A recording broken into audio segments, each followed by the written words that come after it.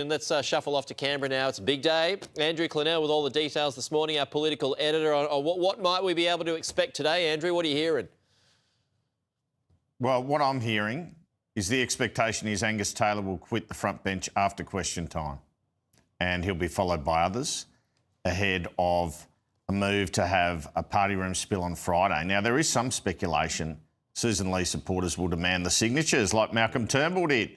But let's wait and see. So it all really kicks off after question time this afternoon. Put it this way, with all the information from the sources that I have, I would be surprised if Angus Taylor doesn't quit after question time. But it seems an appropriate place to do it because then you don't have to go to the backbench in question time. He will tomorrow, of course, ahead of that leadership spill if it occurs. But, you know, you just get through question time, then you pull the pin, give your resignation letter to the leader, and then others followed, the likes of James Paterson, etc.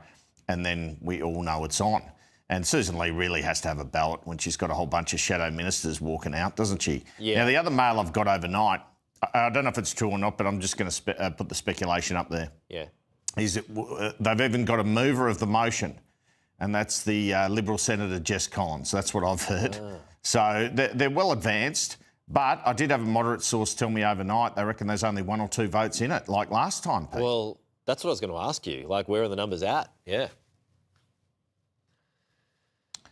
Well, it's almost like a dominoes effect, these sorts of things. So you can start out with narrow numbers, but as soon as people see it's going one way, they want to be on the front bench or in senior positions, so they all come over. So I guess that's what the Taylor camp will be hoping for. They're talking to me about momentum. But, you know, Susan Lee's in there fighting hard with Lieutenant Alex Hawke. And a lot of the moderates just aren't really wanting to move. And, you know, what was said to me is if Angus Taylor doesn't move this week, then some of the moderates who are concerned about Susan Lee's ratings will be going back to Andrew Hastie. And they will also be looking at Tim Wilson. That's basically where things are at. So it's now or never for Angus, I think. Well, so, I mean, Julian Lisa, he was on the program earlier this hour. He still stood by, you know, as you would expect, Susan Lee, and most of the moderates have in terms of the ones I've been talking to. But then you've got this line, Julian Hill brought it up today. It's the attack line that's going to come of them removing the first female leader of the party ever and the perceived women problem that the Liberals have got. So how are they going to argue around that? Is it the news poll? Is it our poll today which shows Susan Lee to be the most unpopular leader since Crean in 2003? Well, yeah, it's all self-evident. I mean, she can't last. But that's a difficult conversation. What's making it more difficult is they can't agree on a suitable female deputy. Jane Hume, they can't agree on that. Melissa McIntosh hasn't really been raised. The thought is it'll go back to Ted O'Brien. The deputy's a real issue because if you suddenly have 2 blokes standing up there, it's worse than like if you had a bloke and a woman at least, right?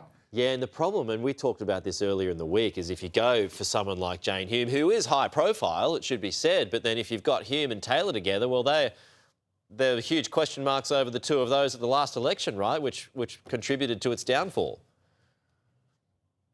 Yeah, I mean, we speak about that Hastie-Paterson-Taylor meeting.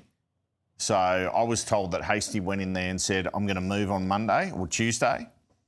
And James Paterson, the sources have told me, said, you haven't got the numbers, you haven't got the support. I'm not even sure I could support you. I think Angus is a better candidate for the right.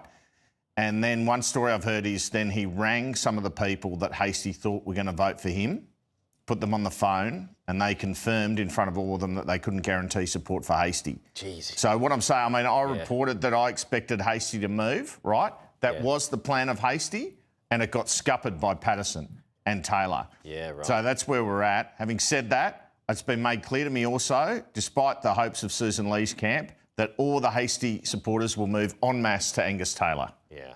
Hastie's made sure of that. Gee, he's been quiet lately. He's usually on with me on Wednesdays. Hasn't done that for a while. It's like he's got something Who, on. Angus or Andrew? Andrew Hastie. Pato. Yeah, Hastie. Oh, Andrew Hastie, yeah. Well, you know, he's keeping his powder dry, maybe for 9 months.